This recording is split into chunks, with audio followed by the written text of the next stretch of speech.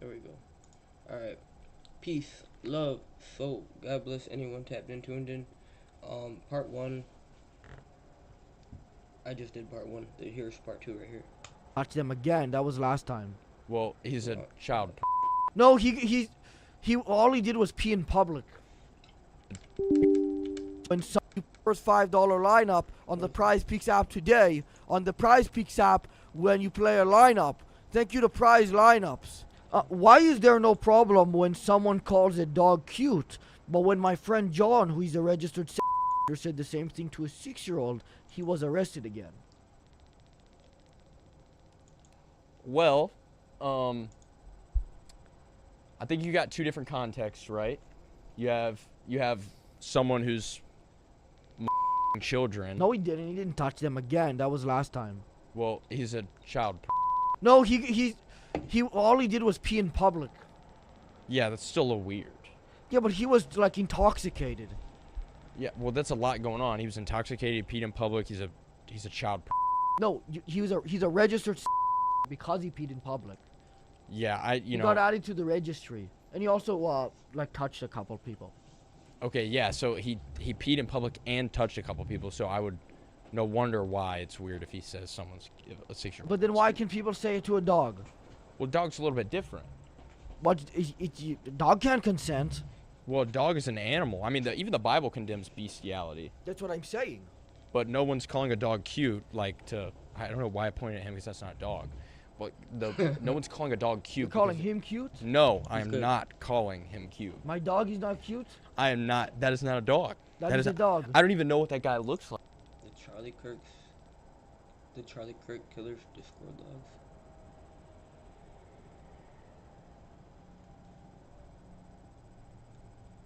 I gotta react to this also. I have not watched this video purposely just so I could react to it live.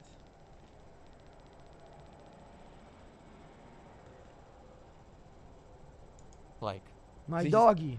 That guy, that guy has been sitting there the whole time. We've been here. But yeah, that is it's a little bit different. Anyways, let's move past that whole thing about my friend John. I maybe realizing he's not a great friend. To be around. If someone is Jewish, is it possible for them to be saved in Christianity, or is it over before it started? Yeah, it's possible for anyone to be saved. Are you Jewish, serious? atheist, agnostic. Yeah. You even Jewish? Yeah. Oh no. Jesus was a Jew. Okay. I mean, we're putting faith in a Jewish carpenter.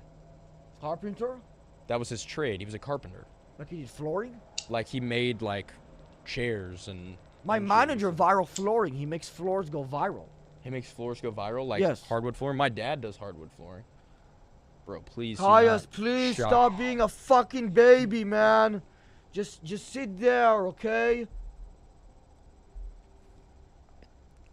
I would never understand that. I will never understand. Did you just kick him? What is happening? This is. Can we take his? Hold on. Can we just take his mask off for a second? This isn't a shock collar, by the way, just so you know. Can we take his mask off? Oh my. How did he just sit crisscross applesauce? If that's a dog, how did he just sit crisscross applesauce? I mean, it's a weird looking dog, but that doesn't mean he can't sit normally. Also, everything he does is an act. Yeah, that is interesting. If women become pastor, how can they cook? Yeah, I mean, my personal perspective on scripture is that women shouldn't be pastors. But, well, I guess I'll give you a fist bump on that. Women shouldn't. I agree with you. Well, they shouldn't be pastors, but it doesn't mean they can't share their faith. That doesn't mean they can't be preachers, evangelists, things like that. Just the role of a pastor. Yeah, well, that's what I'm saying. Yeah, I agree. But I think women can do more than cook. They can clean, they can make the bed. They can become a pastor. They can walk around the house and say nice things as long as they don't get smart with you. Well, Proverbs 31 talks about women being clothed in dignity. And it does talk about them working with their hands. That's what I'm saying. But this is what it says. It says, charm is deceitful, beauty is fleeting, but a woman who fears the Lord is to be praised. And so the same way that, like me as a Christian, would want to fear Jesus and let that be an attractive quality for myself. The woman, you're saying, should fear the man in the house? No, fear Jesus. Fear the Lord. Right. The fear of the Lord, it's like a loving respect for God. It's like you love Jesus enough. Yeah, but they would. I imagine that would also go for men, right? Well, the way God designed marriage, right, is he Right. made the man the leader of the household, because men are more logically hardwired and women are more emotionally hardwired, you know?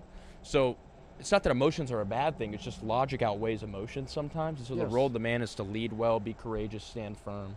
It's because women realistically, and this is with no disrespect, they are not functional human beings on the level that they can consider anything besides just in the moment. They're not able to think even 5 seconds ahead. Well, I think that they can. I mean, there's many female figures in Scripture that have been used for significant ways. No, I mean, but the woman nowadays is different from, the women in the Bible.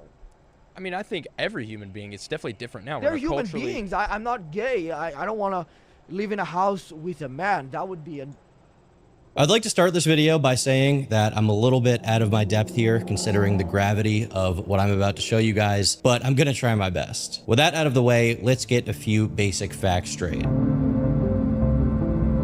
The date is September 10th, 2025. Charlie Kirk is shot and killed.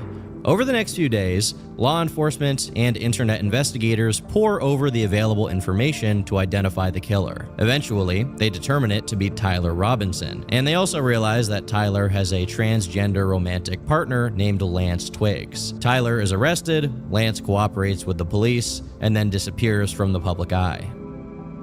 13 days later, I released a video going over all of the publicly available information about Tyler and Lance. Articles, witness testimony, Lance's TikTok and Reddit accounts, and I thought that was it. But then I received a message. This message was from a third party who was close to both of them and remained in contact for 6 years up until the attack took place. They reached out to me providing never before seen information on the lead up to what happened. To my knowledge, the only other people who have this are the FBI. Now, as I go over this information, you'll notice that some of it is redacted, but I've redacted it myself with the exclusive intention to preserve the anonymity of both this person and other people who are named, who have nothing to do with Tyler's crime. Now keep in mind, these claims are being made by an anonymous leaker. There could be more to certain events that we're simply not aware of, and other details that may explain more of the story. Additionally, some of this video is my opinion and should be treated as such, but I've done my best to provide you all with the information I'm able to share to the extent it can be verified. In his first message to me, this person said, "Hello, I just watched your video on the Charlie Kirk assassin Tyler and thought you did a good job. I happen to know Tyler and Lance in real life. I don't take a lot of pictures, so I can't prove it very well, but I am in Discord servers where both of them are, including the one where Tyler posted his confession. I have some pictures of the apartment and some stories I can tell." There were 2 pictures attached underneath. One of Tyler's confession in the Discord chat that matched the ones published by Ken Klippenstein, which were then republished by every major news outlet. The other picture is a completely original photo of local police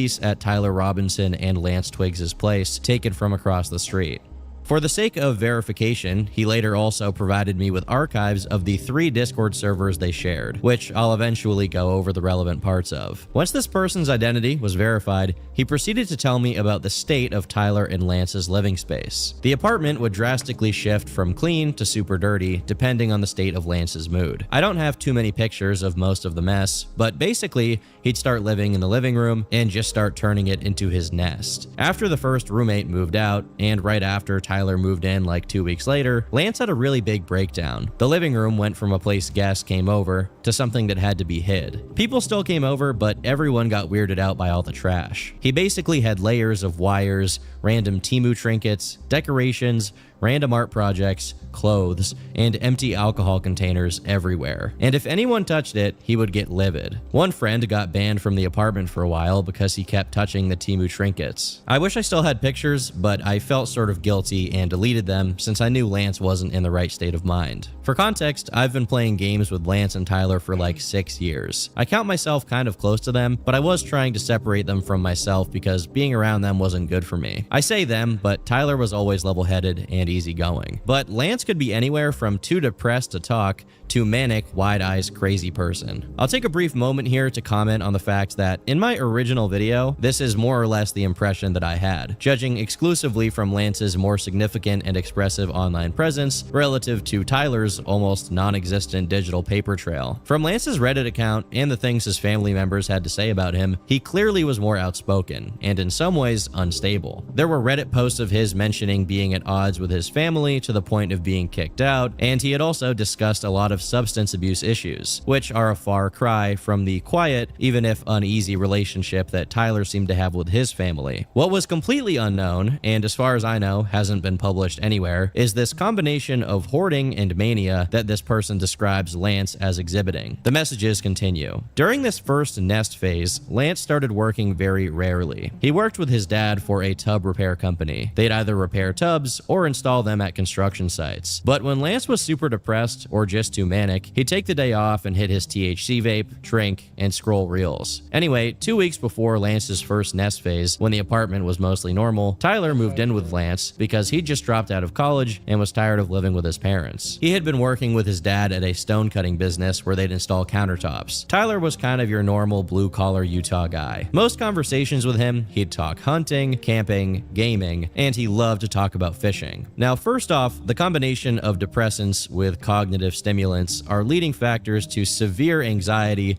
paranoia, depression, and even psychosis. And that's without mentioning the documented connection between weed and schizophrenia. Obviously, as I assume most of you know, weed basically has two components, THC and CBD. CBD is not psychoactive, and it's often associated with treatments for anxiety, pain, and inflammation. Meanwhile, THC is psychoactive, and despite it also having some therapeutic uses in the treatment of nausea and side effects of chemotherapy, THC is the component of marijuana that's associated with symptoms like paranoia, psychosis, and, like previously mentioned, schizophrenia. Now, obviously, the vast majority of stoners or casual smokers are not exhibiting these symptoms. This is not a typical thing. But in certain people who are predisposed, THC can absolutely trigger a sort of psychotic meltdown, or it can compound with other mental health issues to make them just much, much worse. In Lance's